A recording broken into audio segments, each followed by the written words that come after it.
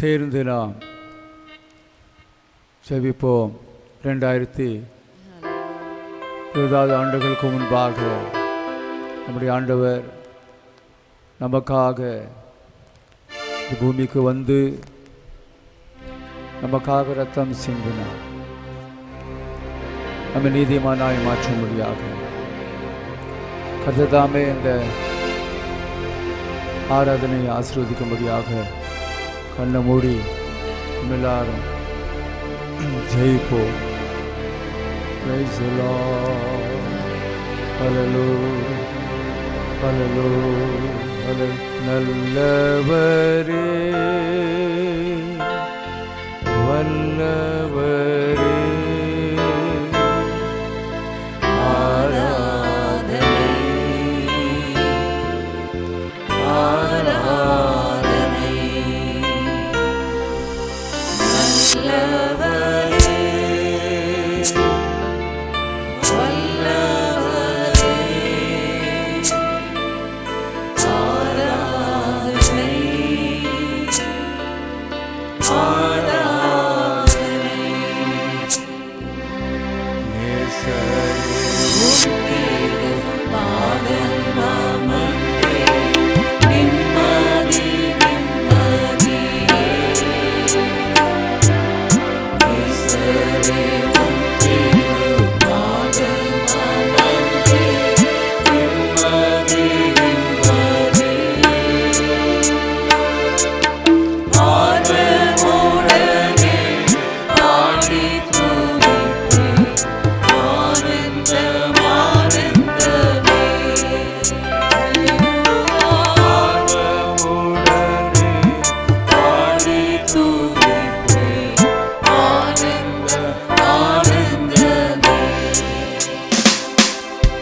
அடைக்கலமே அதிசயமே ஆராதனை ஆராதனை அடைக்கலமே அதிசயமே ஆராதனை ஆராதனை Hallelujah, hallelujah, hallelujah. ஜீவனுள்ள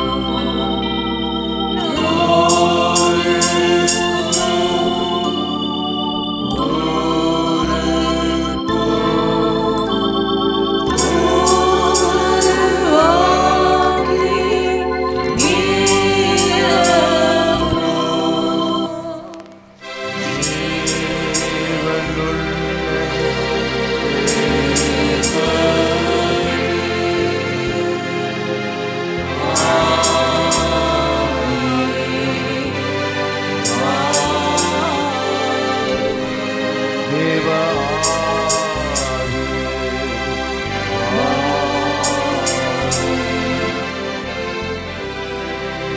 கிருபை நிறைந்த எங்கள் நல்ல பிதாவே, எங்களுக்காக இந்த பூமிக்கு வந்து சொந்த ஜனங்களாகி எங்களை மீட்கும்படியாக உம்மையே பலியாக ஒப்பு கொடுத்த இந்த மாபெரும் கிருபைக்காக உம்மை ஸ்தோத்திரிக்கிறோம். உலகமெங்கும் அதை நினைவு கூர்ந்து தேவனை ஆராதிக்கிற உம்முடைய ஜனங்கள் எங்க மத்தியிலே தேவரே இறங்கி வருவீராக. உம்முடைய நாமத்தின் மகிமையை வெளிப்படுத்துங்கப்பா. எங்களை ஆசீர்வதியும் தகப்பனே. ஆண்டவராகிய இயேசு கிறிஸ்துவின் நாமத்தில் கேட்கிறோம் எங்கள் நல்ல பிதாவே. உட்கார். கர்த்தர் நல்லவர். நம்முடைய பாட்டு புஸ்தகத்தில் 319 நம்பர் பாட்டு, நித்தியமா ஸ்நேகத்தின் ஆழமும் உயரமும்.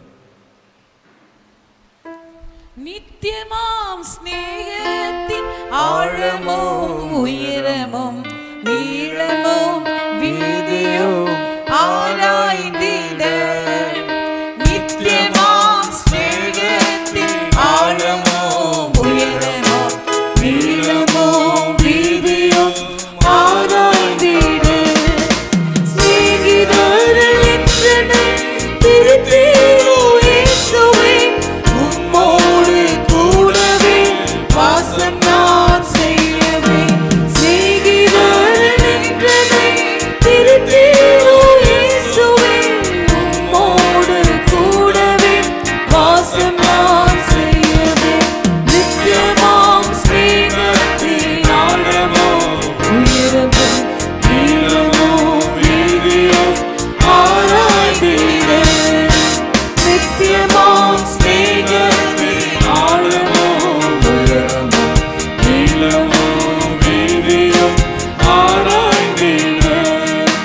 வானாதி வானங்களும் அடங்கவே முடியாத தேவாதி தேவனே நேசபுத்திரன். வானாதி வானங்களும் அடங்கவே முடியாத தேவாதி தேவனே நேசபுத்திரன். தூதரவர் துதிகளையும் தூயரவர் மகிமையும் தூரவே விட்டிறங்கி மண்ணிலே வந்தாரோ. தூதரவர் துதிகளையும் தூயரவர் மகிமையும் தூரவே விட்டிறங்கி மண்ணிலே வந்தாரே.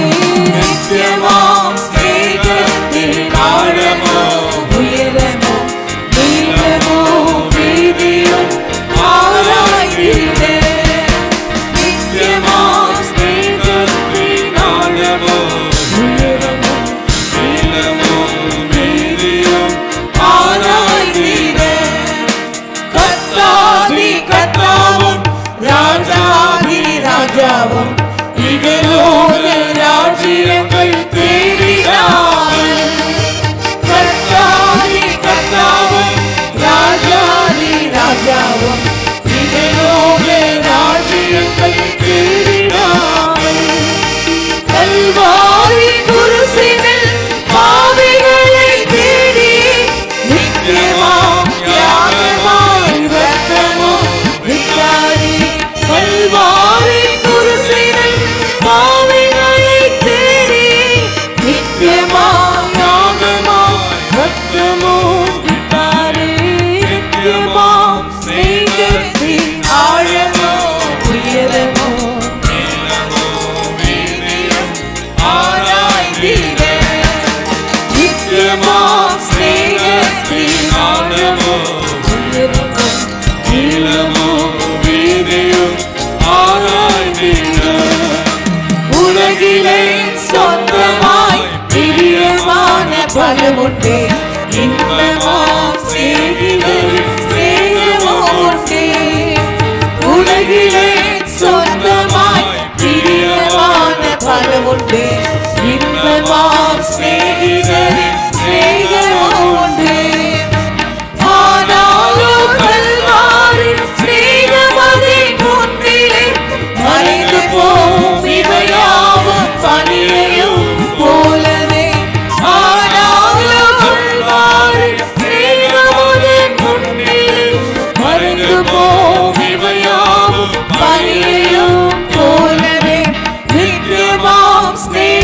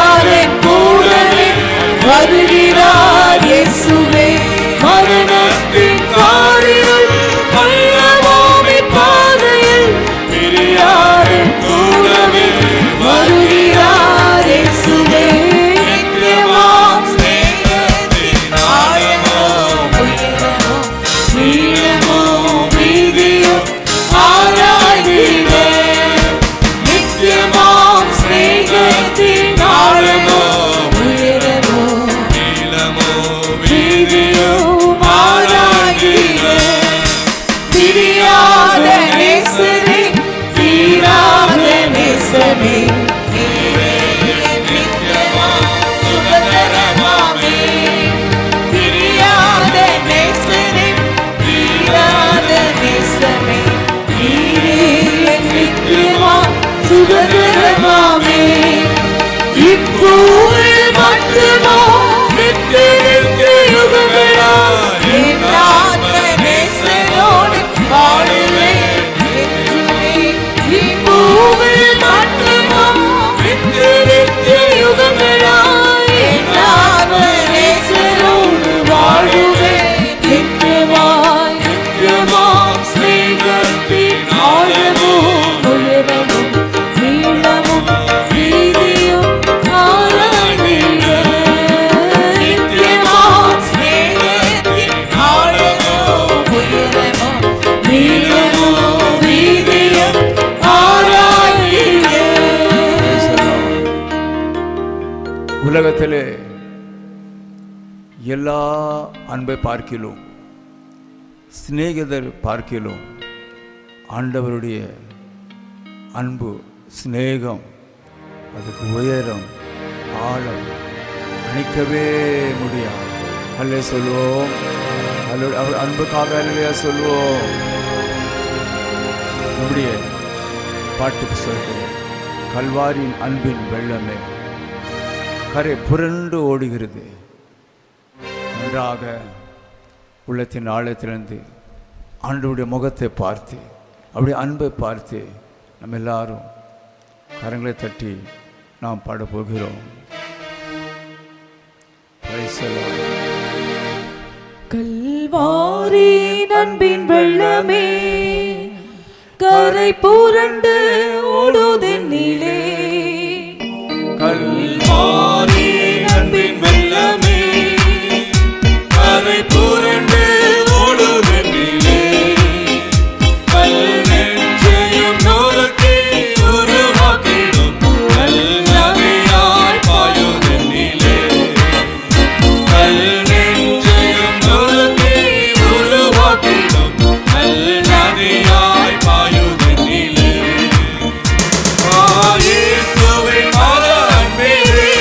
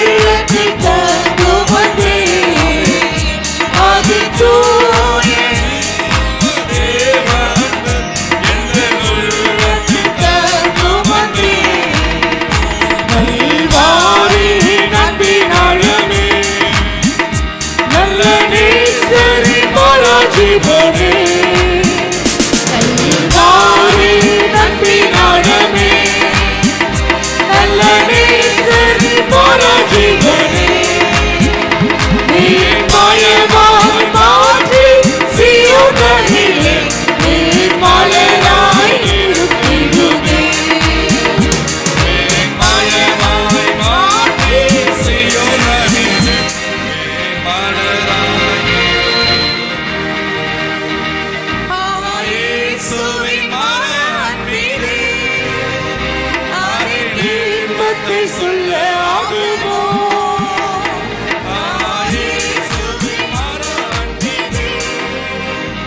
அதிர்விப்பத்தை சொல்ல ஆகுமோ அது தூய ஜீவதேவன் எங்களுக்கு தங்குமட்டே அது தூய ஜீவதேவன் எங்களுக்கு தங்குமட்டே.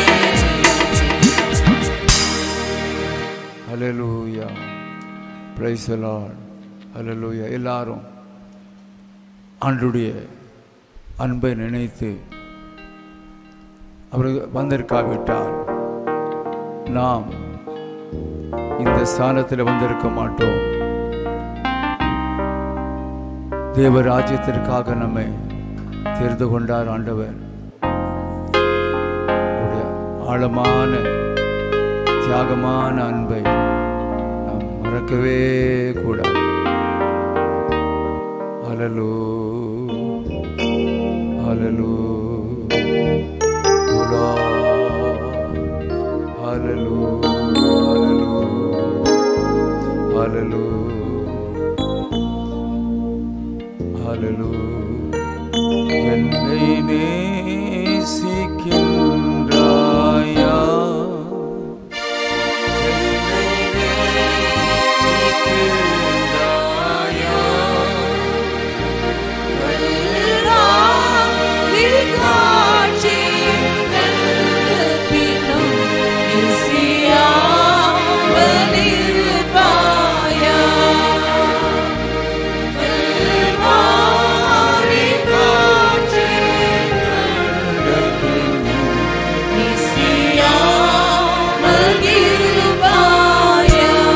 என்ன பதில் சொல்லுவோம்?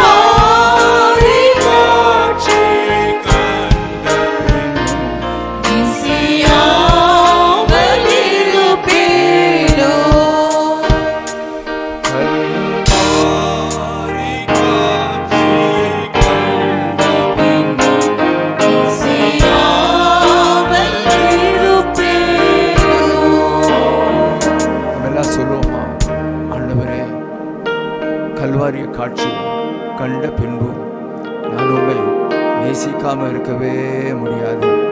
என்னை நீதிமானாய் மாற்றும்படியாக எனக்காக உன் ஜீவனை தந்தீரே. அந்த கிருபைக்காக நான் உம்மை ஸ்தோத்திரிக்கிறேன். உலகத்திலே ஸ்தோத்திரம் பண்ணுவான். ஹல்லேலூயா, ஹல்லேலூயா, ஹல்லேலூயா. வல்ல செயல்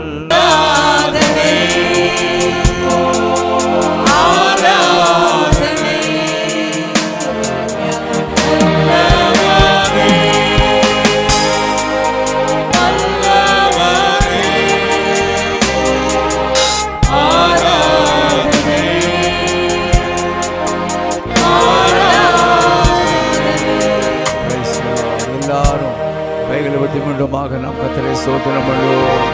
ஹல்லேலூயா, ஹல்லேலூயா. Praise the Lord. அப்படி அன்புக்காக மீண்டுமாய் நாம் கர்த்தரை ஸ்தோத்திரம் பண்ணுவோம். Praise the Lord, praise the Lord. தேவனுடைய நாமத்துக்கு ஸ்தோத்திரம் உண்டாகட்டும். இவ்வளவு நேரம் நாம் தேவனை ஆராதித்தோம், தேவனை பாடினோம், துதித்தோம். சூழ்நிலையின் காரணமாக வீடுகளில் நாம் தேவனை ஆராதிக்கிறோம். ஜெபித்துக் கொள்ளுங்கள். அன்றைக்கு தானியேலுடைய வாழ்க்கையில் சிறையிருப்பை திருப்பின தேவன் நம்முடைய எல்லா திருச்சபைகளின் சிறையிருப்பை தேவன் நீக்குவார். வழக்கம் போல இந்த ஈஸ்டர் ஆராதனையும் 7 மணிக்கு நேரடி ஒளிபரப்பப்படும். இப்பொழுது தேவனுடைய வார்த்தையை பாஸ்டர் ரஞ்சித் அவர்கள் நம்ம மத்தியில் கடந்து கொடுப்பார். கர்த்தர் இந்த வார்த்தைகளை ஆசீர்வதிப்பாராக. கர்த்தருடைய பரிசுத்த நாமத்துக்கு மகிமை உண்டாகட்டும். இது குட் ஃப்ரைடே ஆராதனைக்கு வந்திருக்கிற உங்கள் யாவரையும் ஆண்டவராகிய இயேசு கிறிஸ்துவின் ஈடு இணையற்ற நாமத்தினால் உங்களை வாழ்த்துகிறேன், வரவேற்கிறேன். வந்த ஒவ்வொருவரையும் கர்த்தர் தாமே ஆசீர்வதிப்பாராக. இந்த நாளில் நாம் கர்த்தருடைய வார்த்தைகளை கேட்பதற்கு முன்பாக கண்களை மூடி கர்த்தருடைய முகத்தை நோக்கி நாம் எல்லாரும் பார்த்தோம். நம் எல்லாருடைய கண்களும் மூடப்படட்டும். நம்முடைய தேவனாகிய கர்த்தர் அவர் பேசுகிற தேவனாக இருக்கிறார். அவர் நம்மோடு இன்றைக்கு அவர் பேசுவாராக. கர்த்தருடைய வார்த்தையை கேட்பதற்கு முன்பாக ஒரு பாடலை பாடி நாம் ஜெபித்து கர்த்தருடைய வார்த்தையை கேட்போம்.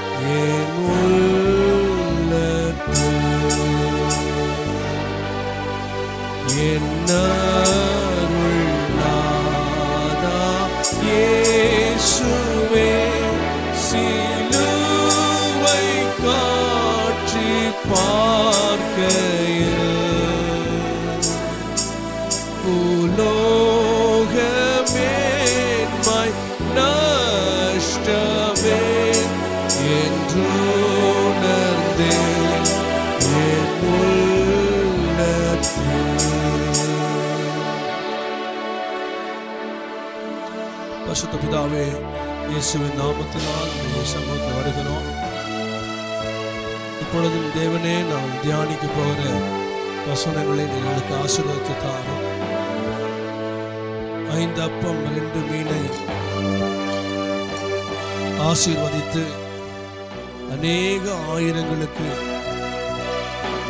பங்கிட்டு கொடுத்து அவரை திருப்தியாக்கின தேவன் இப்பொழுதும் இந்த வசனங்களை எங்களுக்கு ஆசீர்வாதத்தை தாரும். கேட்கிற ஒவ்வொரு பிள்ளைகளுடைய இருதயத்திலும் ஆவியானவர் கிரியை செய்வீராக. உங்க நாமத்தை மகிமைப்படுத்தும் இயேசுவின் நாமத்தில் பிதாவே, ஆமென். ஆண்டவருடைய நாமத்துக்கு மகிமை உண்டாகட்டும். நாம் நம்முடைய வேத புஸ்தகத்தை கலாத்தியருக்கு எழுதின நிருபம், அப்போஸ்தலனாகிய பவுல் கலாத்தியருக்கு எழுதின நிருபம் 3ஆம் அதிகாரம் 1ஆம் வசனத்தை நாம் படிக்க கேட்போம். 3ஆம் அதிகாரம் 1ஆம் வசனத்தை நாம் படிக்க கேட்போம். புத்தி இல்லாத கலாத்தியரே, நீங்கள் சத்தியத்திற்கு கீழ்ப்படியாமல் போகத்தக்கதாக உங்களை மயக்கினவன் யார்? இயேசு கிறிஸ்து சிலுவையில் அறையப்பட்டவராக, இயேசு கிறிஸ்து சிலுவையில் அறையப்பட்டவராக உங்கள் கண்களுக்கு முன் பிரத்யட்சமாய் உங்களுக்குள்ளே வெளிப்படுத்தப்பட்டிருந்தாரே. ஆண்டவருடைய பரிசுத்த நாமத்துக்கு மகிமை உண்டாகட்டும். கருமையான தேவனுடைய பிள்ளைகளே, நாம் ஒரு பாடலை பாட கேட்டோம். என் அருள் நாதா இயேசுவே, சிலுவை காட்சியை பார்க்கையில். இங்க கலாத்திய சபைக்கு கூட அவங்க கண்களுக்கு முன்பாக எது காணப்பட்டது என்று சொன்னால், இயேசு கிறிஸ்து சிலுவையில் அறையப்பட்டவராக அவருடைய கண்களுக்கு முன்பாக அவர் வெளிப்படுத்தப்பட்டிருந்தார். எனக்கு அன்புக்குரிய தேவ பிள்ளைகளே, ஒரு தேவ மனிதன் இப்படியாக ஒரு பாடலை பாடினது உண்டு. சிலுவையை நோக்கி பார்த்த கண்கள் சூழ்நிலைகள் மாறினாலும் வெட்கப்பட்டு போவதில்லை என்று அந்த பக்தன் பாடுகிறான். எனக்கு அன்புக்குரிய தேவ பிள்ளைகளை, இந்த நாளில் நாம் என்ன செய்தியை தியானிக்க போகிறோம் என்று சொன்னால், சிலுவையை அல்லது சிலுவையில் அறையப்பட்ட இயேசுவை பார்க்கும் பொழுது நாம் அங்கே என்னத்தை காண முடியும், அல்லது நாம் எதை நாம் கற்றுக்கொள்ளலாம். What we can see or what we can learn. எனக்கு அன்புக்குரிய தேவ பிள்ளைகளே, அநேக இடத்துல அநேக ஆர்சி சர்ச்சஸில் பார்க்கும் பொழுது சிலுவையில் அறையப்பட்ட இயேசு பரிதாபமாக ஒரு சிலுவையில் அவர் தொங்கிக் கொண்டிருக்கிற ஒரு உருவ படங்களை நாம் நிறைய இடத்துல பார்த்திருக்கிறேன், நீங்களும் பார்த்திருக்கலாம். பார்க்கிற எல்லாரும் சிந்திக்கிறார்களா, பார்க்கிற எல்லாரும் யோசிக்கிறார்களா என்று நாம் பார்ப்போமானால் ஒரு சிலர் யோசிக்கலாம், ஒரு சிலர் அதை யோசிக்கிறது கிடையாது. ஏன் இயேசு இப்படி சிலுவையில் தொங்கிக் கொண்டிருக்கிறார் என்கிற யோசிக்கிறவர்களும் இல்லை. அல்லது சிலுவையில் தொங்கிக் கொண்டிருக்கிற இயேசுனுடைய சிரசில் என்ன இருக்கு, உடல்ல காயங்கள் இருக்கிறதா, இவையெல்லாம் பார்த்து அதை ஏன் என்ற சிந்திக்கிற மனிதனும் இன்றைக்கு இல்லை. எனக்கு அன்புக்குரிய தேவ பிள்ளைகளே, இன்றைக்கு இயேசுநாதர் சிலுவையில் அறையப்பட்ட பின்பு எத்தனையோ ஆண்டுகள் கழிச்சு தான் இந்த கலாத்திய சபை உருவாகிறது. ஆனால் அந்த கலாத்திய சபைக்கு பவுல் எழுதுறாரு, சிலுவையில் அறையப்பட்ட இயேசு உங்கள் கண்களுக்கு முன்பாக வெளிப்படுத்தப்பட்டிருந்தார். அவர்களும் இயேசுவை சிலுவையில் அறையப்பட்டவராக பார்த்தார்கள். அதை எப்படி பார்த்தாலும் நமக்கு தெரியாது, ஆனால் பார்த்தார்கள், வெளிப்படுத்தப்பட்டிருந்தார் என்று வேதம் நமக்கு போதிக்கிறது. இப்படி இருக்க சகோதரனே, இன்றைக்கு ஒருவேளை இயேசுவை சிலுவையில் அறையப்பட்டவராக நம்முடைய கண்களுக்கு முன்பாக தெரியவில்லை என்று சொன்னாலும் வேத வசனம் நமக்கு அதுக்கு போதிக்கிறது. ஒரு கற்பனை உலகத்தில் போய் இயேசு சிலுவையில் அறையப்பட்ட ஒரு காட்சியை நம்ம முன்பாக நிறுத்தி அதை நோக்கி பார்ப்போமானால் அது எப்படி இருக்கும், என்னெல்லாம் பார்க்க முடியும், அல்லது அதிலிருந்து நம்ம என்ன கற்றுக்கொள்ள முடியும் என்பதை நாம் இந்த நாள் நம்ம தியானிக்க போகிறோம். ஹல்லேலூயா. So இந்த காலை நேரத்தில் let us meditate what we can see in the cross. இந்த காலையில் நம்ம அதை தியானிக்கலாம். ஒரு சில வசனங்களை நான் படித்து பின்பு நாம் அப்படி ஒவ்வொன்றாக நாம் தியானிக்க போகலாம். முதலாவதாக ஒரு 4 காரியங்களை நான் நிறுத்தப் போகிறேன். முதலாவதாக ஏசாயா தீர்க்கதரிசன புஸ்தகம் 53ஆம் அதிகாரம் 4-5 வசனங்களை நாம் படிப்போம். மெய்யாகவே அவர் நம்முடைய பாடுகளை ஏற்றுக்கொண்டு நம்முடைய துக்கங்களை சுமந்தார். நாமோ அவர் தேவனால் அடிபட்டு வாதிக்கப்பட்டு சிறுமைப்பட்டவர் என்று எண்ணினோம். நம்முடைய மீறுதல்கள் நிமித்தம் அவர் காயப்பட்டு நம்முடைய அக்கிரமங்கள் நிமித்தம் அவர் நொறுக்கப்பட்டார். நமக்கு சமாதானத்தை உண்டு பண்ணும் ஆக்கினை அவர் மேல் வந்தது. அவருடைய தழும்புகளால் குணமாகிறோம். ஹல்லேலூயா. இங்கே நாம 6 முறை ஒரு வார்த்தை திரும்ப திரும்ப வருகிறது. நம்முடைய மீறுதல்கள், நம்முடைய அக்கிரமங்கள், நம்முடைய நம்முடைய நம்முடைய என்ற வார்த்தை திரும்ப திரும்ப சொல்லப்படுகிறது. இன்னொரு இடத்துல படிப்போம். 2 கொரிந்தியர் புஸ்தகம் 5ஆம் அதிகாரம் 21ஆம் வசனத்தை நாம் படிப்போம்.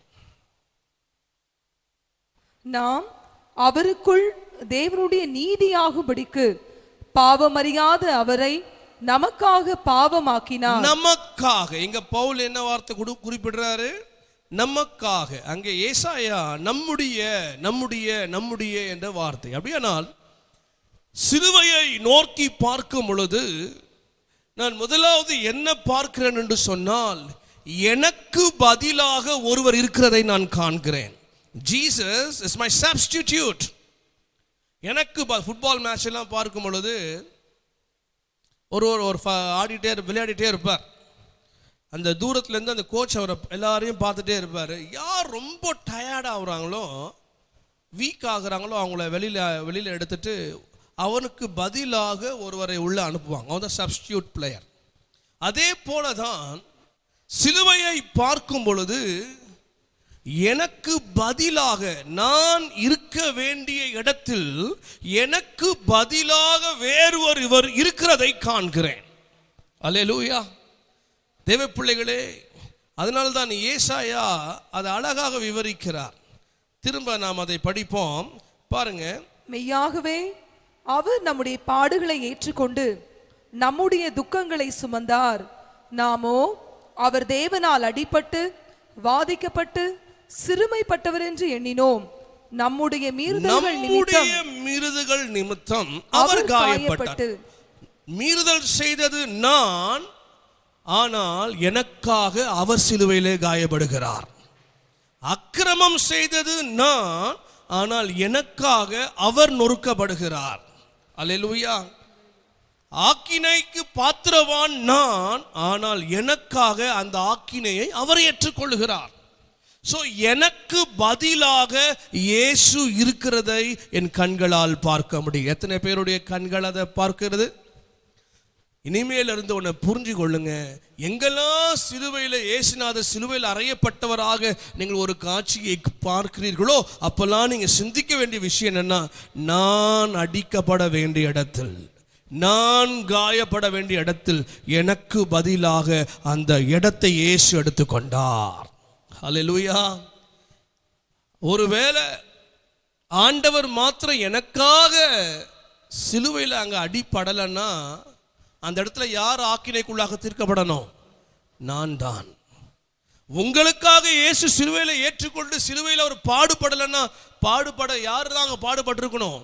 நீங்களும் நானும் தாங்க பாடுபட்டிருக்கணும். ஆனால் சிலுவையின் காட்சியை பார்க்கும் பொழுது எனக்காக வேறு ஒருவர் அங்கே, எனக்காக, என்னுடைய மீறுதலுக்காக, என்னுடைய அக்கிரமங்களுக்காக வேறு ஒருவர் அங்கே பாடுபடுகிறதையும் வேறு ஒருவர் அங்கே நொறுக்கப்படுகிறதையும் என்னால் பார்க்க முடிகிறது. அந்த வேறு ஒருவர் யார்? அவர்தான் ஆண்டவராக இயேசு கிறிஸ்து. ஹல்லேலூயா. எனக்கு அன்புக்குரிய தேவ பிள்ளைகளே, we have to be thankful to God all your life. நாம் நம்முடைய வாழ்க்கை முழுவதும் ஆண்டவருக்கு நாம் நன்றி உள்ளவர்களாய் வாழ வேண்டும். ஏனென்று சொன்னால் எனக்கு பதிலாக இயேசு நொறுக்கப்பட்டார். நான் காயப்பட வேண்டிய இடத்துல இயேசு எனக்காக காயப்பட்டார். நான் பாடுபட வேண்டிய இடத்துல இயேசு எனக்காக பாடுபட்டார். Jesus took my place on the cross. அன்பு சகோதரனே, நன்றி உள்ளவனாயிரு ஆண்டவருக்கு. நன்றி நாம் மறக்கவே கூடாது. சிலுவையை பார்க்கும் பொழுதெல்லாம் நம்முடைய கண்களிலே கண்ணீர் வர வேண்டும். ஏன் என்று சொன்னால், ஆண்டவரே எனக்காக நீர் பாடுபட்டீரே. வேதம் சொல்லுகிறது, மயிர் கத்தரிக்கிறவனுக்கு முன்பாக சத்தமிடாத ஒரு ஆட்டை போல் அவர் இருந்தார். அவர் வாதிக்கப்பட்டார், அடிக்கப்பட்டார், நொறுக்கப்பட்டார். அன்பு சகோதரனே, அன்பு சகோதரியே, இயேசு மாத்திரம் நமக்காக பாடுபடவில்லை என்றால் நாம் நம்முடைய பாவங்களிலே நாம் செத்து போயிருப்போம். இயேசு நமக்காக பாடுபட்டதுனால தான் இன்னைக்கு நாம் விடுதலையாக்கப்பட்டு, பாவத்திலிருந்து விடுதலையாக்கப்பட்டு, அக்கிரமத்திலிருந்து விடுதலையாக்கப்பட்டு, தண்டனையிலிருந்து விடுதலையாக்கப்பட்டு இன்னைக்கு நாம நீதிமான்களாக, பரிசுத்தவான்களாக, பரலோகத்தை பற்றின ஒரு நிச்சயம் உள்ளவர்களாய் வாழ்கிறோம் என்று சொன்னால் அதற்கு ஒரு காரணக்கர்த்தர் யார் என்று சொன்னால் அவர்தான் ஆண்டவராகிய இயேசு கிறிஸ்து. காரணம், அவர் உனக்காக, எனக்காக, நாம் இருக்க வேண்டிய இடத்துல அவர் எடுத்துக்கொண்டு நமக்காக அவர் மரித்ததினால் நாம் இன்றைக்கு பிழைத்துக் கொண்டோம். ஹல்லேலூயா. இயேசு எனக்காக மரிக்கலன்னா நான் என்னுடைய பாவத்தில் மரித்திருப்பேன். ஆனால் இயேசு எனக்காக மரித்ததினால் நான் இன்றைக்கு பிழைத்துக் கொண்டேன். ஹல்லேலூயா. இன்னைக்கு நாம் எல்லாரும் பிழைச்சிருக்கிறோம்னா அதற்கு காரணம் யாரு? இயேசு. ஹல்லேலூயா, ஹல்லேலூயா. இன்னைக்கு நாம் எல்லாரும் ரட்சிக்கப்பட்டிருக்கிறோம். காரணம், ஆண்டவராகிய இயேசு எனக்காக என்னுடைய இடத்தை அவர் எடுத்துக்கொண்டார். எத்தனை பேர் ஆண்டவருக்கு நன்றியா இருக்க போறீங்க? ஹல்லேலூயா. ஜீவிய காலம் முழுவதும் இயேசுவுக்கு நாம் நன்றியா இருக்க வேண்டும். ஏனென்றால் அவரை போல நம்முடைய இடத்தை எடுத்துக்கொள்ள யாராலுமே முடியாது. எனக்கு அன்புக்குரிய தேவ பிள்ளைகளே, முதலாவது ஒரு காரியம், சிலுவையிலே நான் உற்று பார்க்கும் பொழுது நான் எதை காண்கிறேன் என்றால் எனக்கு பதிலாக வேறு ஒருவர் அங்கே இருக்கிறதை காண்கிறேன். அது அவர் யார் என்றால் ஆண்டவராகிய இயேசு கிறிஸ்து. ஹல்லேலூயா. இரண்டாவதாக, what do I see in the cross? நான் எதை பார்க்கிறேன் என்று சொன்னால், எனக்கு அன்புக்குரிய தேவ பிள்ளைகளே, படிக்கலாம், ஒரு வசனத்தை படிப்போம். கொலோசியர் புத்தகம் 1ஆம் அதிகாரம் 20ஆம் வசனத்தை படிப்போம்.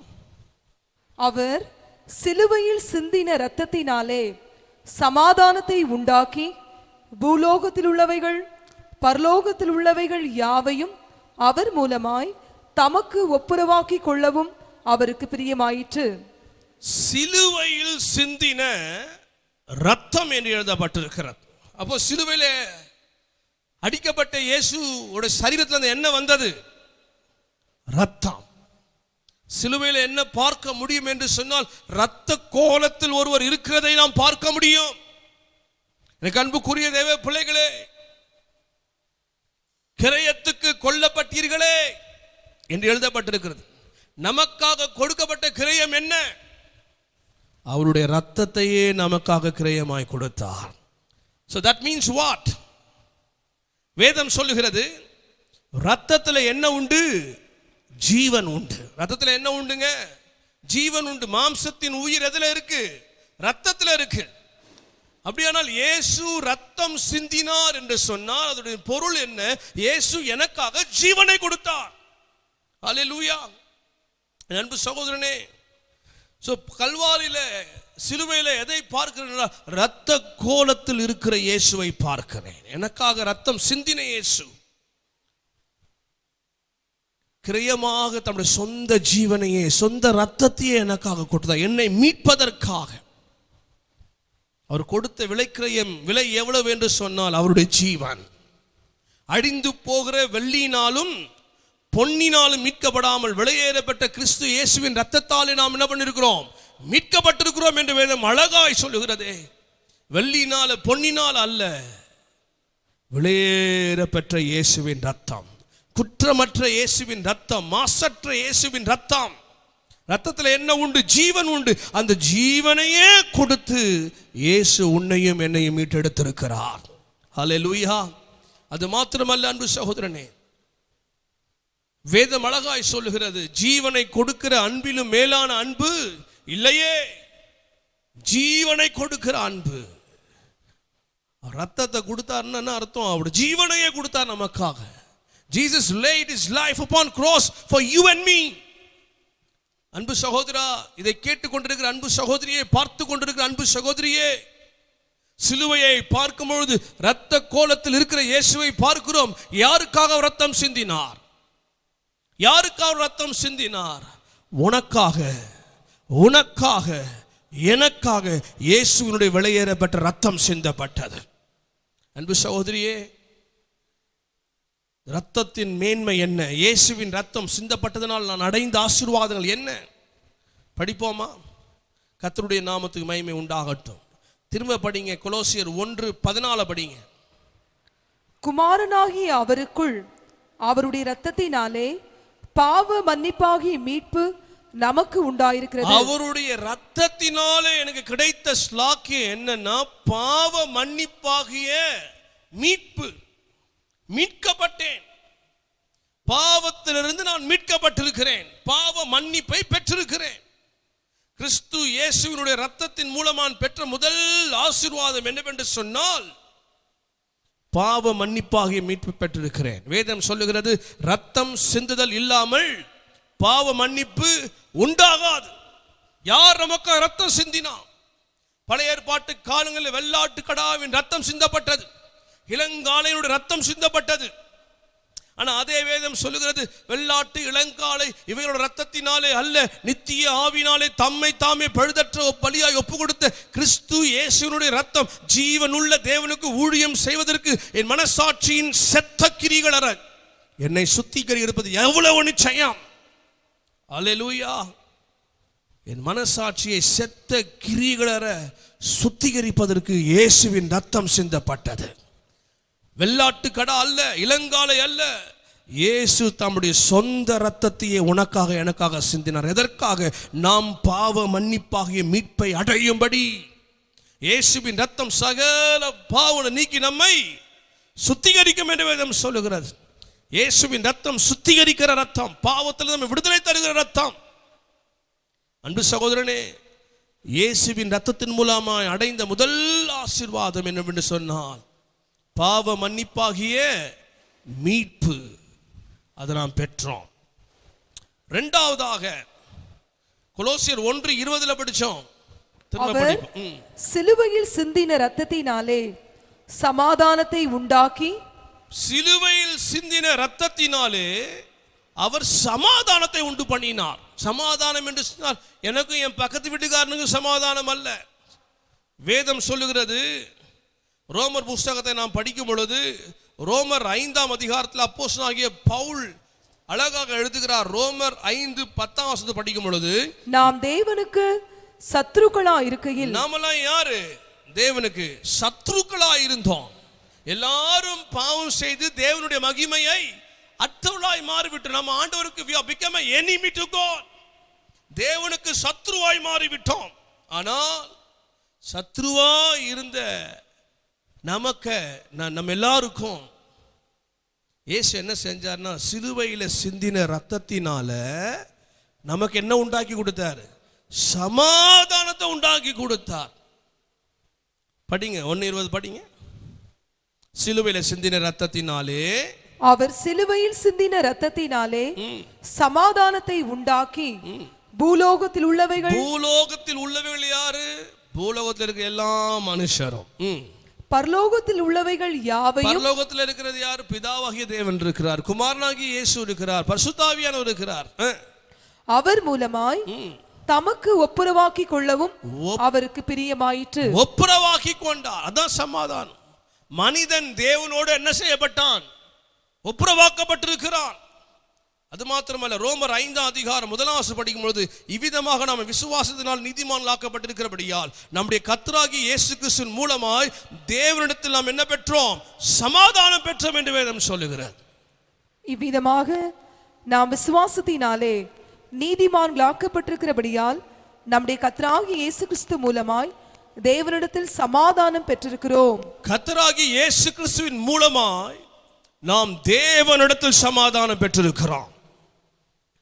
காரணம், நம்ம முன்பு யாரா இருந்தோம்னா, முன்பு நான் தேவனுக்கு சத்ருவாயிருந்தேன். ஆனால் எனக்காக இயேசு தம்முடைய சொந்த ரத்தத்தை சிந்தினதுனால அந்த ரத்தத்தின் மூலமாய் அவர் எனக்கும் தேவனுக்கும் ஒரு சமாதானத்தை உண்டு பண்ணிவிட்டார். ஹல்லேலூயா.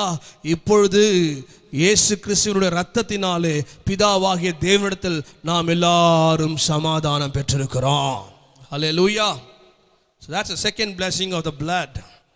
மூன்றாவது ஒரு ஆசீர்வாதம். எபேசியர் புஸ்தகம் 2ஆம் அதிகாரம் 13-14 படிப்போம். Ephesians 2:13 and 14. முன்னே தூரமாயிருந்த நீங்கள் இப்பொழுது கிறிஸ்து இயேசுவுக்குள் கிறிஸ்துவின் இரத்தத்தினாலே சமீபமானீர்கள். எப்படி? இயேசுவின் ரத்தம் எனக்கு என்ன உண்டாக்கிச்சுன்னா, முன்பு தூரமாயிருந்த இப்போ நான் என்ன ஆயிட்டேன்? ஆண்டவருக்கு I am close to God, சமீபமாய் விட்டேன். காரணம், எது என்னை சமீபமாய் கொண்டு வந்தது என்று சொன்னால் இயேசு கிறிஸ்துவினுடைய ரத்தம். ஹல்லேலூயா. ரத்தத்தினால் எனக்கு கிடைத்த ஆசீர்வாதம். மூன்றாவது ஆசீர்வாதம் என்ன? என்னை தேவனுக்கு சமீபமாய் கொண்டு போனதே யார் என்றுன்னா இயேசு கிறிஸ்துவினுடைய ரத்தம் தான். அழகா திரும்ப படிங்க. முன்பு நான் யாரா இருந்தேன்? முன்னே தூரமாயிருந்த நீங்கள். I was very far away. ஒரு பழைய ஏற்பாட்டில் ஒரு ஆசரிப்பு கூடாரம் என்று உருவாக்கப்பட்டது. பிரகாரத்தில் இஸ்ரவேல் மக்கள் எல்லாரும் இருப்பார்கள். அடுத்த ஸ்தலத்தில் பரிசுத்த ஸ்தலம், அதற்குள்ள லேவியர்கள் ஆசாரியர்கள் உள்ள போவார்கள். அடுத்த ஸ்தலம் மகா பரிசுத்தமான ஒரு ஸ்தலம். அந்த ஸ்தலத்தில் வருஷத்துக்கு ஒரு முறை பிரதான ஆசாரியன் மாத்திரம் போய் வருவார். வேற யாரும் அங்கே உள்ள போகவோ வரவோ செய்ய மாட்டாங்க. என் அன்புக்குரிய தேவனுடைய பிள்ளைகளே, இப்படி இருக்க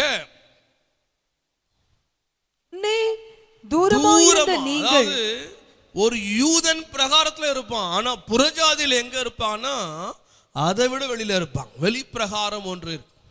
அந்த வெளிப்பிரகாரத்தில் தான் புறஜாதி மக்கள் இருப்பார். நம்மளாம் யாரு? we are all gentile people. நாம் எல்லாரும் புறஜாதிகள். நம்ம இஸ்ரவேலுடைய வாக்குத்தத்தங்கள், உடன்படிக்கை, இவை ஆராதனை, இவைகளுக்கெல்லாம் நாம தூரமானவர்கள், அந்நியர்களா இருந்தோம். முன்பு தூரமா இருந்த நீங்கள் இப்பொழுது கிறிஸ்து இயேசுவுக்குள் கிறிஸ்துவின் இரத்தத்தினாலே சமீபமானீர்கள். சமீபமாய் மாறிவிட்டோம். ஹல்லேலூயா. இப்ப நம்ம எங்க இருக்கிறோம்? தூரமா இருக்கோமா, சமீபமா இருக்கிறோமா? தூரம் அல்ல. we are very close to God. hallelujah, hallelujah. இப்ப நம்ம திரைச்சீலை எல்லாம் கிழிக்கப்பட்டது. நமக்கும் தேவனுக்கும் எந்த தடையும் இல்லவே இல்லை. இன்னைக்கு நாம் எல்லாரும் அல்லா வேதம் அழகாய் சொல்லுகிறது, இரக்கத்தை பெறவும் சகாயம் செய்யும் கிருபை அடையவும் கிருபாசன தாண்டில் நாம் எப்படி சேரலாம்? தைரியமாய் சேர கடவோம் என்று எழுதப்பட்டிருக்கிறது. ஹல்லேலூயா, ஹல்லேலூயா. ஒரு யூதன் கூட பழைய ஏற்பாட்டு காலத்தில் எது வரைக்கும் பார்ப்பான்? வாசலை பார்ப்பான். வாசலுக்குள் பிரவேசித்த உடனே பலிபிடத்தை பார்ப்பான். பலிபிடத்திற்கு தாண்டி இருக்கிற வெண்கல தொட்டியை பார்ப்பான். அங்கே இருக்கிற ஆசாரியர்கள், லேவியர்களை பார்க்கலாம். அவ்வளோதான். அவனுடைய கண்கள் அதை தான் பார்க்க முடியும். அதற்குள்ளே இருக்கிறத என்ன பண்ண முடியாது, அவனால் பார்க்க முடியாது. ஒரு லேவியன் எதை பார்ப்பான்? லேவியனுக்கு கொஞ்சம் அதிக ஸ்லாக்கியம். அவன் வாசலை பார்ப்பான், பலிபிடத்தை பார்ப்பான், தொட்டியை பார்ப்பான், கொஞ்சம் உள்ளே போயிட்டு பரிசுத்த ஸ்தலத்துக்குள்ளே இருக்கிற விளக்கை பார்ப்பான், அப்பமேஜையை பார்ப்பான், தூபபீடத்தை பார்ப்பான். அவ்வளோதான் அவனுடைய ஸ்லாக். ஆனால் மகா பெரிய ஆசாரியன் மாத்திரம் அவன் கிருபாசனத்துக்கு வருஷத்துக்கு ஒரு முறை போய் பார்ப்பான். அவனுக்கு பிடிச்ச ஒரு பெரிய ஸ்லாக்கி. ஆனால் புதிய ஏற்பாட்டில் அந்தகாரத்தில் நின்று நம்மை ஆச்சரியமான ஒளிக்கு அழைத்தவருடைய புண்ணியங்களை அறிவிக்கும்படி தெரிந்து கொள்ளப்பட்ட ராஜரீக ஆசாரிய கூட்டம், நம்ம ராயல் பிரீஸ்ட்ஹுட்ஸ். இப்போ நம்ம எல்லாரையுமே இன்னைக்கு நம்ம கர்த்தர் யாரா மாற்றிட்டாருன்னா ஆசாரிய கூட்டமாய் நம்ம மாற்றி விட்டார். இப்போ ஆசாரியின் மகா பெரிய ஆசாரியன் எது வரைக்கும் போவான்? பலிபிடத்தை தாண்டி வெண்கல தொட்டி, வெண்கல தட்டிக்குள்ள தாண்டி பரிசுத்த ஸ்தலத்திற்கு போய் பரிசுத்த ஸ்தலத்தில் இருந்து அவன் மகா பரிசுத்த ஸ்தலம் வரைக்கும் போய் பார்க்கக்கூடிய ஸ்லாக்கியம் யாருக்குன்னா ஒரே ஒரு ஆசாரியனுக்கு இருந்தது. ஆனால் இன்னைக்கு அப்படியே அல்ல. ரட்சிக்கப்பட்ட அனைவருக்கும் கிறிஸ்து இயேசுவின் இரத்தத்தினால் நாம் எல்லாரும் கிருபாசனம் வரைக்கும் போகக்கூடிய ஸ்லாக்கியத்தை பெற்றிருக்கிறோம். அல்லேலூயா. அதான் முன்பு தூரமாக இருந்த நீங்கள் இப்போது எங்க சேர்ந்துட்டோம்? கிறிஸ்துவுக்குள், கிறிஸ்து இயேசுடைய இரத்தத்தினால் நாம் எல்லாரும் தேவனுக்கு சமீபமாய் வந்து விட்டோம். அல்லேலூயா. கர்த்தருடைய நாமத்துக்கு மகிமை உண்டாகட்டும். The fourth blessing of the blood, ரோமர் புஸ்தகம் 5ஆம் அதிகாரம் 9ஆம் வசனத்தை படிப்போம். Romans 5:9. இப்படி நாம் அவருடைய இரத்தத்தினாலே நீதிமான்களாக்கப்பட்டிருக்க கோபாக்கினைக்கு நீங்களாக அவராலே நாம் ரட்சிக்கப்படுவது அதிக நிச்சயமாமே. ஹல்லேலூயா. இப்படி நாம் அவருடைய இரத்தத்தினால் நாம் யாராக்கப்பட்டிருக்கிறோம்? நீதிமான்களாக்கப்பட்டிருக்கிறோம். ஹல்லேலூயா, ஹல்லேலூயா. நாம் எல்லாரும் யாரு? முன்பு பாவியா இருந்தோங்க. இப்ப நம்மளாம் யாரா மாற்றப்பட்டோம்? கிரியையினால் ஆக்கப்படல. இயேசுவின் ரத்தம் என்னை யாராக மாற்றிருக்குன்னா நீதிமான்களாய் மாற்றப்பட்டிருக்கிறோம். ஹல்லேலூயா, ஹல்லேலூயா.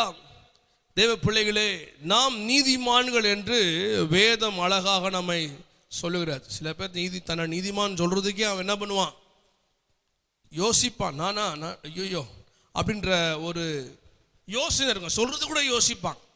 ஆனா இன்ஃபேக்ட் வேதம் அழகாய் சொல்லுது, உண்மையை சொல்லுகிறது. நாம் எல்லாரும் கர்த்தருக்கு யாரா இருக்கிறோம்?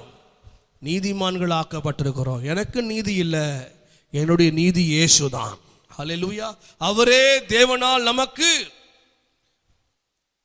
வேதம் சொல்லு, அவரே தேவனால் நமக்கு ஞானம், நீதி, மீட்பு, பரிசுத்தமானார் என்று வேதம் சொல்லுகிறது. அவரே என்னுடைய நீதியா இருக்கிறார். நான் நீதிமான் ஆக்கப்பட்டேன் காரணம் யார் என்றால் இயேசு. என்னுடைய இடத்தை அவர் எடுத்துக்கொண்டதுனால என்னை அவர் யாரா மாற்றிவிட்டார்? நீதிமானாக மாற்றிவிட்டார். அவருடைய ரத்தத்தினால் நான் யாராக மாற்றப்பட்டிருக்கிறேன்? நீதிமான் ஆக்கப்பட்டிருக்கிறேன். ஹல்லேலூயா. நீதிமான் ஆக்கப்பட்டேன் என்று விசுவாசிக்கிறவர்கள் ஒரு ஹல்லேலூயா சொல்லுவோம். ஹல்லேலூயா. நாம் எல்லாரும் நீதிமான்கள் ஆக்கப்பட்டிருக்கிறோம். And the fifth blessing, வெளிப்பாட்டின் புஸ்தகம் 12ஆம் அதிகாரம், book of revelation 12th chapter verse 11, 11ஆம் வசனம். மரணம் நேரிடுகிறதா இருந்தாலும் அதற்கு தப்பும்படி தங்கள் ஜீவனையும் பாராமல் ஆட்டுக்குட்டியின் இரத்தத்தினாலும் தங்கள் சாட்சியின் வசனத்தினாலும் அவனை ஜெயித்தார்கள். அல்லேலூயா. இயேசுவின் இரத்தத்தினால் அனுதினமும் என் வாழ்க்கையில ஒரு ஆசீர்வாதம் உண்டு. என்னன்னா, ஆட்டுக்குட்டியின் இரத்தத்தினாலும் தங்கள் சாட்சியின் வசனத்தினாலும் அவனை ஜெயித்தார்கள். ஒரு ஓவர்கமிங் லைஃப். இயேசுவின் இரத்தம் எனக்கு ஒரு வெற்றி உள்ள ஒரு வாழ்க்கையை தருகிறது. ஹல்லேலூயா. தேவ பிள்ளைகளே, இவைகளெல்லாம் இரத்தத்தினாலே உண்டாகிற ஆசீர்வாதங்கள். பாவ மன்னிப்பாகிய மீட்பை பெற்றோம், சமாதானத்தை பெற்றோம், இயேசுவுக்கு நெருங்கி வந்து விட்டோம், நீதிமான்களாக்கப்பட்டோம். கடைசியாக அனுதின வாழ்க்கையில இயேசுவின் ரத்தம் ஒரு வெற்றி உள்ள வாழ்க்கைக்கு நேராக நம்ம நடத்தி கொண்டே இருக்கும். ஹல்லேலூயா. அது மாத்திரம் அல்லங்க, வாழ்விலே தவறுகளும் பலவீனங்களும் வீழ்ச்சிகளும் வரும் பொழுது God made a provision for us. என்ன ப்ரொவிஷன்னா, வாய்த்திறந்து ரத்தத்தை வாய்த்திறந்து அறிக்கையிட்டு, இயேசுவை எனக்காக சிந்தின ரத்தத்துக்காய் ஸ்தோத்திரம், என்னுடைய அக்கிரமங்கள் பாவங்களை மன்னியும், உடைய பரிசுத்த ரத்தத்தினால் என் பாவமரனை கழுவி என்னை சுத்திகரியும் என்று சொல்லி நாம் நம்முடைய பாவங்களை அறிக்கையிட்டால் நம்முடைய எல்லா அநியாயங்களையும் நீக்கி நம்மை சுத்திகரிப்பதற்கு ஒரு நீதியும் உண்மை உள்ளவராயிருக்கிறார் என்று வேதம் சொல்லுகிறது. அவர் ரத்தத்தினால நமக்கு ஒவ்வொரு நாளும் சுத்திகரிப்பு உண்டு. ஆகையினால் தைரியமாக தவறுகள் வரும்பொழுது, வாழ்க்கையில் வீழ்ச்சிகள் வரும்போது அவ்வளவுதான் அப்படின்னு நினைச்சிடாதீங்க. வேதம் சொல்லுகிறது, விழுகிறவன் எழும்புகிறதில்லையோ, வழி தப்பி போனவன் திரும்புகிறதில்லையோ. விழுகிறவன் விழுந்த இடத்துல இருக்கான், இல்ல எழுச்சிக்கிறான். அதே போல வாழ்க்கையில வீழ்ச்சியை நாம் பெறும் பொழுது எழுந்திருந்து திரும்பவும் தேவ சமூகத்துக்கு போய் வாய் திறந்து, ஆண்டவரே என் வாழ்க்கையில வீழ்ச்சி வந்து விட்டது, ஆண்டவரே எனக்கு உதவி செய்யும் என்று சொல்லி பாவங்களை அறிக்கையிட்டு இயேசுவின் ரத்தத்தை கன்ஃபஸ் பண்ணி, ஆண்டவருடைய ரத்தத்தால் என்னை கழுவும் என்று நாம் கேட்கும் பொழுது உண்மையாகவே இயேசு கிறிஸ்துவினுடைய ரத்தம் சகல பாவத்தை நீக்கி நம்மை சுத்திகரிப்பதற்கு வல்லமை உள்ளதா இருக்கிறது. ஹல்லேலூயா. So எப்பொழுதும் இயேசுவின் ரத்தத்தை we have to always claim the blood of Jesus. Hallelujah. இயேசுவின் ரத்தத்தை ஒவ்வொரு நாள் நம்ம claim பண்ணுவோம். Hallelujah.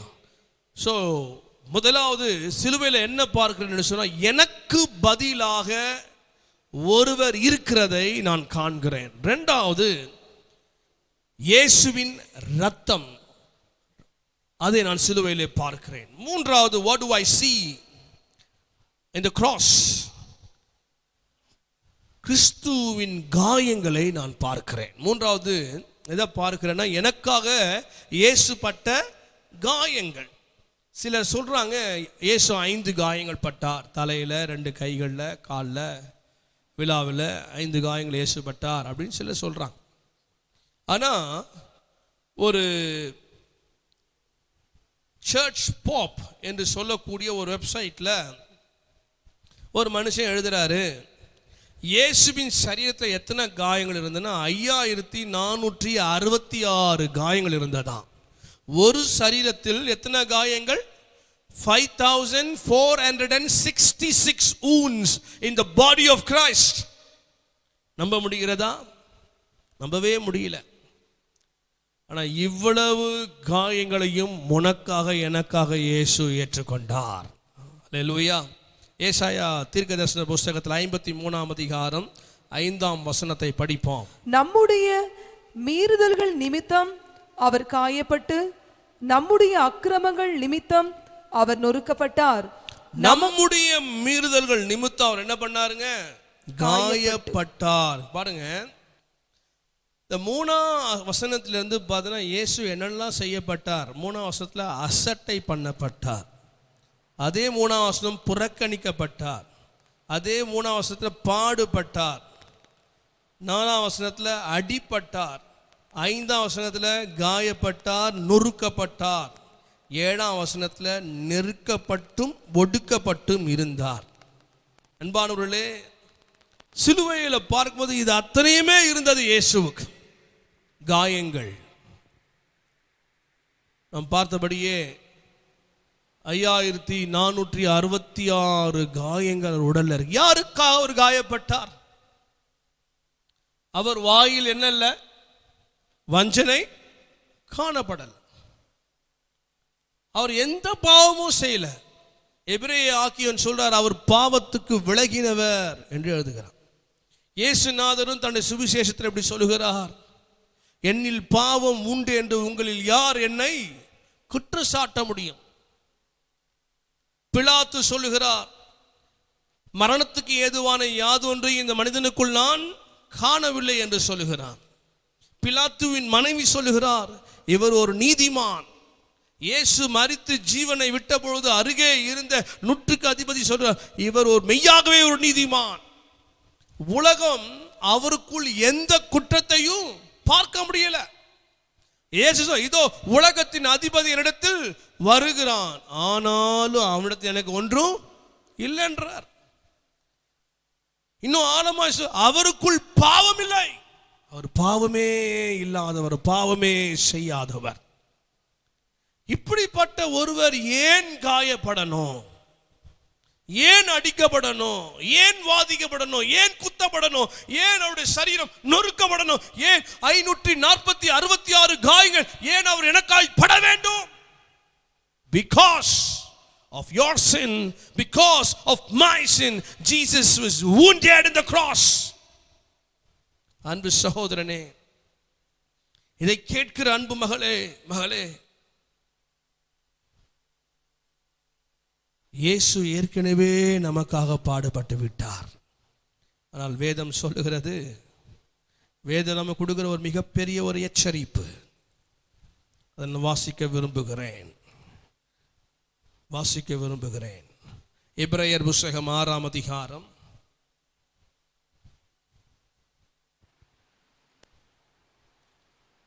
6வது வசனம், அல்லது 4, 5, 6 படிப்போம். ஏனெனில் ஒரு தரம் பிரகாசிப்பிக்கப்பட்டும் பரம ஈவை ருசி பார்த்தும் பரிசுத்த ஆவியை பெற்றும் தேவனுடைய நல் வார்த்தையையும் இனிவரும் உலகத்தின் பெலன்களையும் ருசி பார்த்தும் மறுதலித்து போனவர்கள் தேவனுடைய குமாரனை தாங்களே மறுபடியும் சிலுவையில் அறைந்து அவமானப்படுத்துகிறபடியால் மனம் திரும்புகிறதற்கு ஏதுவாய் அவர்களை மறுபடியும் புதுப்பிக்கிறது கூடாத காரியம். அன்புக்குரிய தேவ பிள்ளைகளே, Jesus was already wounded for your sin and my sin. உனக்காக எனக்காக இயேசு ஏற்கனவே என்ன பண்ணிட்டார்? அவர் காயப்பட்டு விட்டார், அவர் அடிபட்டு விட்டார், அவர் வாதிக்கப்பட்டு விட்டார். இப்படி இருக்க திரும்ப திரும்ப நம்ம ஆண்டவர் என்ன பண்ணக்கூடாது? காயப்படுத்தி கொண்டே இருக்கக்கூடாது. திரும்ப திரும்ப பாவம் செய்ய நம்ம யாரை அடிச்சுட்டே இருக்கிறோம்? இயேசுவை சிலுவையில் அடிச்சு. ஒரு தேவ மனிதன் இப்படியாக ஒரு தன்னுடைய வாழ்க்கையை பற்றி அவர் இப்படி சொன்னதை நான் நினைவில் வைத்திருக்கிறேன். அவர் என்ன சொன்னார்னா, ஒரு நாள் அவருடைய சொப்பனத்தில் ஒரு காட்சியை பார்த்தார். ஒரு கொடூரமான ஒரு மனிதன் ஒரு பெரிய சுத்தியலை தன் கையில் எடுத்துக்கொண்டு அவரை சிலுவையில் இயேசுநாதர் ஓங்கி ஆணி வச்சு அடிச்சுட்டு இருக்கிறானா. கைகள் ஆணி வச்சு காலில் ஆணி வச்சு திரும்ப அடிச்சுட்டு. ஆண்டவர் அவனை பரிதாபத்தோடு அவன் முகத்தை பார்த்து கொண்டே இருக்கிறார். அவன் இரக்கமற்றவனாய் ஒரு கொடூர மனிதனை போல் அந்த ரத்தம் அடிக்கும் போது ரத்தம் எல்லாம் சிதறுகிறதாம். அவன் அடித்துக் கொண்டே இருக்கிறான் இயேசுவை. இந்த சொப்பனத்தை அவர் பார்த்து கொண்டே இருக்கும் பொழுது, ஐயோ, என் ஆண்டவரை இவ்வளவு கொடூரமாய் தாக்கி கொண்டிருக்கிறானே, ஒரு இறக்க இல்லையா, அவனுக்கு மனசாட்சி இல்லையா என்று அந்த சொப்பனத்திலேயே அவர் யோசிக்கிறார். யார் இந்த மனுஷனா இருக்கக்கூடும் என்று சொல்லி உற்று பார்க்கும் பொழுது அது வேறு யாரும் இல்லை, அவருடைய சொந்த முகத்தையே அவர் பார்க்கிறார். இவருக்கு ஐயோ, நானா என் ஆண்டவரை இவ்வளவு கொடூரமாய் அடிக்கிறேன், ஐயோ இயேசுவே என்று சொல்லி யோசிக்கும் பொழுது திரும்பவும் அந்த மனிதனை உற்று பார்க்கும் பொழுது நெற்றியில பெருமை என்கிற ஒரு வார்த்தை எழுதப்பட்டிருந்தது. அப்போது ஆண்டவர் அவனுக்கு உணர்த்தினாராம், ஒவ்வொரு முறை நீ பெருமைப்படும் பொழுது, ஒவ்வொரு முறை உன் வாழ்க்கையில ஒரு ஏதோ நம்ம சாதித்தோம் என்று நான் பண்ணிட்டேன் நான் செஞ்சிட்டேன் அப்படின்னு ஒரு பெருமை, ஒரு மேட்டிமை தலை தூக்கும் பொழுது, இப்படிதான் என்னை நீ ஒவ்வொரு நாளும் சிலுவையில் அறைந்து கொண்டே இருக்கிறாய் என்ற செய்தியை உணர்த்தினாராம்.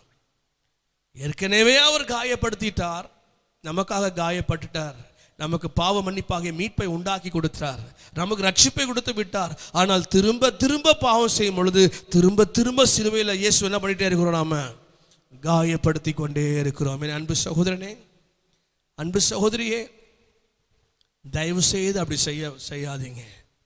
எபிரேயர்ல இன்னும் பயங்கரமான ஒரு எச்சரிப்பை அப்போஸ்தலனாகிய பவுல் கொடுக்கிறார். எபிரேயர் புத்தகம் 10ஆம் அதிகாரம் 26ஆம் வசனம் படிப்போம். சத்தியத்தை அறியும் அறிவை அடைந்த பின்பு, சத்தியத்தை அறியும் அறிவை அடைந்த பின்பு நாம் மனப்பூர்வமாய் பாவம் செய்கிறவர்களாய் இருந்தால், நாம் மனப்பூர்வமாய் பாவம் செய்கிறவர்களாய் இருந்தால், பாவங்களின் நிமித்தம் செலுத்தத்தக்க வேறொரு பலி, மனப்பூர்வமாய் பாவம் செய்யும் பொழுது இனி வேறொரு பலி நமக்கு என்ன இராமல் நியாய தீர்ப்பு வரும் என்று பயத்தோடும் எதிர்பார்க்குதலும் விரோதிகளை பட்சிக்கும் கோபாக்கினையுமே இருக்கும். பாருங்க, இப்போ சத்தியத்தை அறிஞ்சிட்டு ரட்சிக்கப்பட்டுட்டான். இயேசு இரத்தத்தால பாவம் கழுவப்பட்டது. ஆனா ரட்சிக்கப்பட்ட பிறகு திரும்ப திரும்ப பாவம் செய்யும் பொழுது அந்த பாவம் என்ன, அது எப்படி திரும்பவும் அந்த பாவத்தினுடைய விளைவு எப்படி இருக்கும்னு பார்த்தீங்கன்னா 29ஆம் வசனம் படிக்கும் பொழுது, தேவனுடைய குமாரனை காலின் கீழ் மிதித்து திரும்பவும் குமாரனை நம்ம என்ன பண்றோம், அங்க திரும்ப திரும்ப பாவம் செய்யும் போது திரும்ப திரும்ப இயேசுவை நம்ம எங்க அறையிறோம், சிலுவையில் அறையிறோம். இங்க திரும்ப திரும்ப சத்தியத்தை அறிஞ்சு பாவத்தை தொடர்ந்து செய்யும் பொழுது தேவனுடைய குமாரன் என்ன பண்ணலாம, காலின் கீழ் மிதித்து தன்னை பரிசுத்தம் செய்த உடன்படிக்கையின் இரத்தத்தை அசுத்தம் என்று எண்ணி கிருபையின் ஆவியை நிந்திக்கிறவன் எவ்வளவு கொடிதான ஆக்கினைக்கு பாத்திரவானாய் இருப்பான் என்பதை யோசித்து பாருங்கள். கர்த்தர் யோசித்து பார்க்க சொல்றாரு, எவ்வளவு கொடிதான ஆக்கினைக்கு அவன் பாத்திரவான. ஏன்? கிறிஸ்து ஒரு தரம் தாங்க அடிபட்டாரு, திரும்ப திரும்ப அவர் என்ன பண்ண மாட்டாரு, மரித்த கிறிஸ்து இனி மரிப்பதில்லையே என்று எழுதப்பட்டிருக்கிறார். ஆகையினால் அன்பு சகோதரனே, அவர் ஒரு முறை உனக்காக எனக்காக காயப்பட்டு விட்டார். திரும்ப திரும்ப நாம் நம்முடைய பாவத்தின் மூலமாய், பாவத்தின் கிரியையின் மூலமாய் நம்ம யாரை காயப்படுத்தக்கூடாது, இயேசுவை காயப்படுத்தி ஒவ்வொரு பாவத்தை செய்யும் பொழுது இயேசுனுடைய இருதயத்தை நம்ம காயப்படுத்தி கொண்டே இருப்போம். ஐயோ, இவனுக்காக நான் எவ்வளோ பாடுபட்டேனே, இவனுக்காக என்னுடைய ரத்தத்தெல்லாம் நான் சிந்தினேனே, ஆனாலும் திரும்ப திரும்ப பாவம் செய்து என்னை காயப்படுத்துகிறானே என்று அவர் நான் வேதனைப்படுத்தக்கூடாது. அப்படி நான் வேதனைப்படுத்துவோமானால் கர்த்தர் நம்ம ஒன்றை யோசிக்க வைக்கிறார். என்ன சொல்றான், அவன் எவ்வளவு கொடிதான ஆக்கினைக்கு பாத்திரவான் இருப்பான் என்பதை யோசித்து பார். ஆகையால் மூன்றாவது சிலுவையை உற்று பார்க்கும் பொழுது சிலுவையில் என்ன பார்க்கிறேன் என்று சொன்னால், கிறிஸ்துவின் காயங்களை பார்க்கிறேன். அந்த கிறிஸ்துவின் காயங்கள் யாருக்காக? எனக்காக, உனக்காக. எதற்காக? நாம் செய்த பாவம், நாம் செய்த அக்கிரமம், இதற்காக தான் இயேசு காயப்பட்டார். ஆனால் அவருடைய காயங்கள் எனக்கு நம்மை ரட்சித்து விட்டது. அருமையான ஒரு தேவ மனுஷன் அப்படி பாட்டு பாரு, அவர் காயத்தின் கனிகள் நாம் என்று பாடுகிறார் இல்லையா? அவர் காயப்பட்டதுனால் நாம் எல்லாம் யாரா மாறிட்டோம், இப்போ ஒரு கனிகளாக மாற்றப்பட்டிருக்கிறோம். இப்படி இருக்க பரம ஈவெல்லாம் ருசி பார்த்து திரும்ப திரும்ப ஆண்டவர் என்ன பண்ணக்கூடாது, நாம காயப்படுத்தாதபடிக்கு நாம் எச்சரிக்கையா இருக்க கர்த்தர் நமக்கு உதவி செய்வாராக. அண்ட் ஃபைனலி கடைசியாக ரோமர் புஸ்தகம் 5ஆம் அதிகாரம் 6-7 வசனத்தை கடைசியாக சிலுவையில் நாம் 4வது பார்க்கிறது என்ன? அன்றியும் நாம் பலனற்றவர்களாய் இருக்கும் பொழுது குறித்த காலத்தில் கிறிஸ்து அக்கிரமக்காரருக்காக மரித்தார். அக்கிரமக்காரர்களுக்காக மரித்தார். நீதிமானுக்காக ஒருவன் மரிக்கிறது அரிது. நீதிமானுக்காக ஒருவன் மரிப்பது அரிது. நல்லவனுக்காக ஒருவேளை ஒருவன் மரிக்க துணிவான். நாம் பாவிகளா இருக்கையில் கிறிஸ்து நமக்காக மரித்ததினாலே கிறிஸ்து நமக்காக மரித்ததினால் தேவன் நம்மேல் வைத்த தமது அன்பை விளங்க பண்ணினார். சிலுவையில என்ன பார்க்க முடியுதுன்னா தேவனுடைய அன்பை பார்க்க முடிகிறது. ஹல்லேலூயா. சிலுவையில் என்ன பார்க்க முடியுது? கடைசியாக we can see the love of God. We can see the love of God. Hallelujah. அன்பு சகோதரனே, சிலுவையில் கடைசியாய் நாம் பார்க்கிற ஒரு பிரதான காரியம் என்னவென்று சொன்னால் we can see the love of Jesus Christ. Hallelujah. அன்பு சகோதரா, அன்பு சகோதரியே, அந்த லவ், அந்த அன்பை ஆண்டவர் சிலுவையில் தான் டெமான்ஸ்ட்ரேட் பண்றார். அதை அப்படியே விளங்க பண்ணுகிறார். எப்படி விளங்க பண்ணினார்னா, நல்லா கவனிங்க. நாம் பலனற்றவர்களாயிருக்கையில், முதலாவது, அதாவது when I was weak, என்ன பலன் எனக்கு இல்லைன்னா, என்னைத்தானே மீட்பதற்கு எனக்கு என்ன இல்லை? எனக்கு பலன் இல்லை. நான் முதலாவது பலனற்றவன், ரெண்டாவது பாவி, மூன்றாவது சத்ரு. பலனற்றவன், என்னை நானே மீட்கொள்ள எனக்கு என்ன இல்லை? பலன் இல்லை. ரெண்டாவது நான் யாரா இருக்கிறேன்? பாவியா இருக்கிறேன். மூணாவது நான் யாரா இருக்கேன்? சத்ருவா இருந்தேன். பலனற்ற என் மீது, பாவியாகிய என் மீது, சத்ருவாகிய என் மீது இயேசு சிலுவையிலே தம்முடைய அன்பை விளங்க பண்ணினார். அல்லேலூயா. அன்புக்குரிய தேவ பிள்ளையே,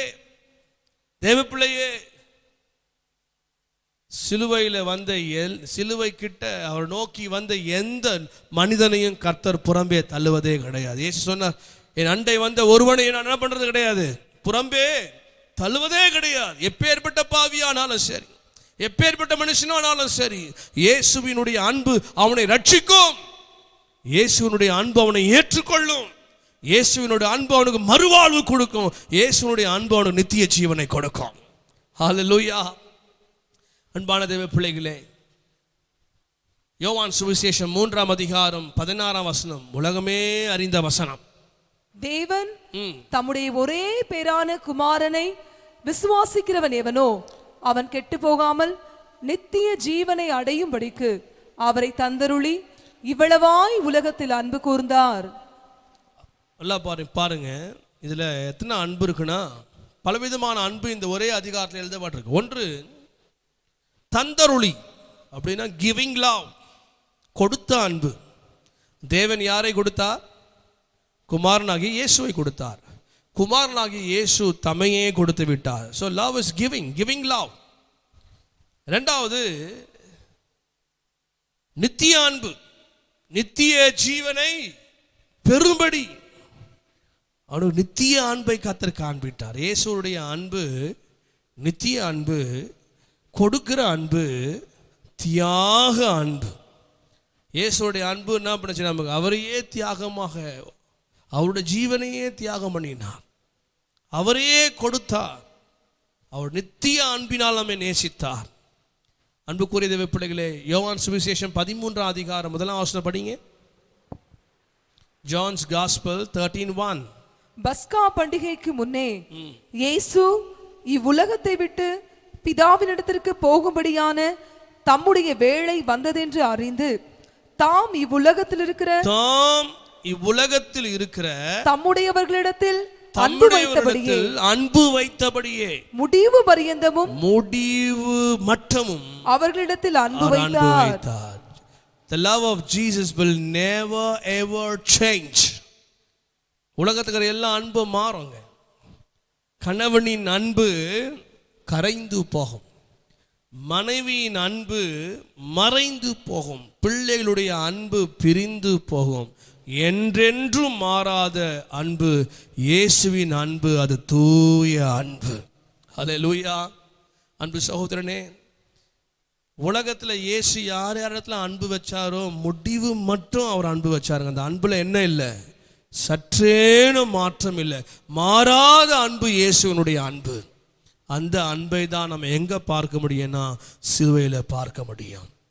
ஒரு பக்தன் அழகாய் பாடினான், ஊற்றும் அன்பு, சிந்தும் அன்பு, நிரம்பி வழியும் அன்பு. இந்த பாட்டில் பாடுவோமா? செந்நிற கயிறு போல். Thank you, Father Lord. செந்நிற கயிறு போல, செந்நிற குருதி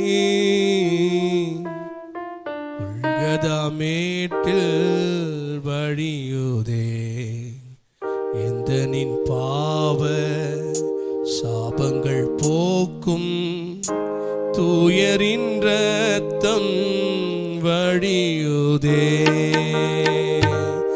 எந்த நின் பாவ சாபங்கள் போக்கும் தூயரின் ரத்தம் வழியுதே, ஊற்றும் அன்பு, சிந்தும் அன்பு, நிரம்பி வழியும் அன்பு,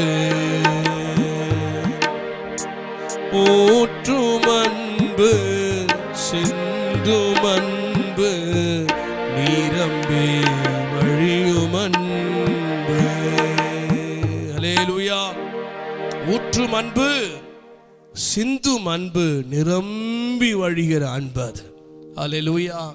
அருமையான தேவ பிள்ளைகளே, ஒருவன் சிலுவையை உற்று பார்க்கும் பொழுது, ஒருவன் சிலுவையை கவனித்து பார்க்கும் பொழுது அவன் என்ன பார்ப்பான் என்றால், எனக்கு பதிலாக அங்க ஒருவர் இருக்கிறதை பார்க்கிறான். இரண்டாவது, கிறிஸ்துவின் இரத்தத்தை அவன் பார்க்கிறான். மூன்றாவது, கிறிஸ்துவின் காயங்களை பார்க்கிறான்.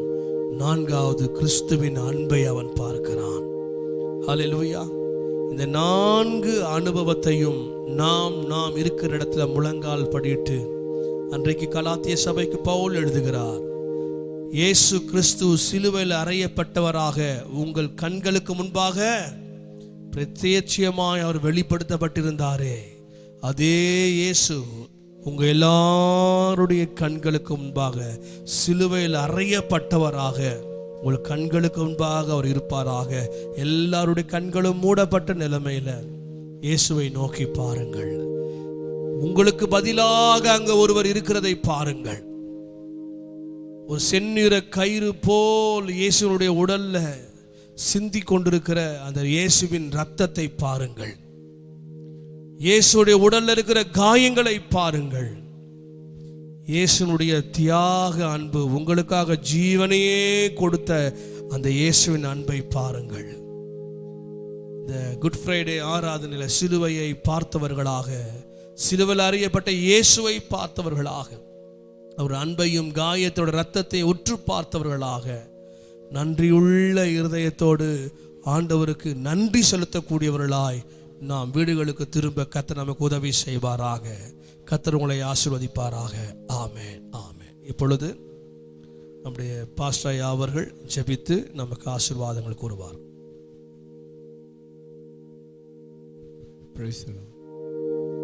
பாதை தெரியா ஆட்டை போல உலகிலே, பாதை தெரியாத ஆட்டை போல அலைந்தேன் உலகிலே, நல்ல மேய்ப்பனாகவன் என்னை மீட்டீரே, நல்ல மேய்ப்பனாகவன்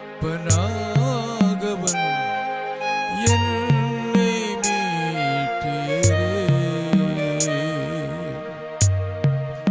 அருமையான பிதாவே, தேவரீர் எங்களுக்காக இந்த பூமியில வந்து உம்முடைய மரணத்தின் மூலமாக நீர் எங்களுக்கு கொடுத்த பெரிய ஸ்லாக்கியங்களுக்காக ஸ்தோத்திரப்பா.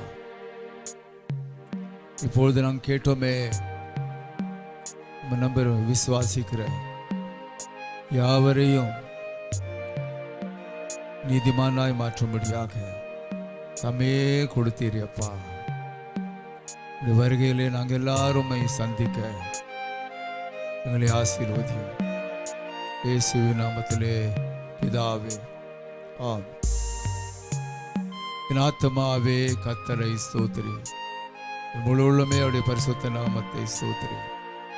என் ஆத்துமாவே கர்த்தரை ஸ்தோத்திரி, கர்த்தர் செய்த சகல உபகாரங்களையும் மறவாதே. ஆமென். நம்முடைய கர்த்தராகிய இயேசு கிறிஸ்துவின் கிருபை, பிதாவாகிய தேவனுடைய அன்பு, பரிசுத்த ஆவியானுடைய அன்பின் ஐக்கியமும், சந்தோஷம், சமாதானம், பாதுகாப்பு வழிநடத்திப்போம் நாம் யாவரோட கூட அப்படி வருகை வரை இருப்பதாக. ஆமென்.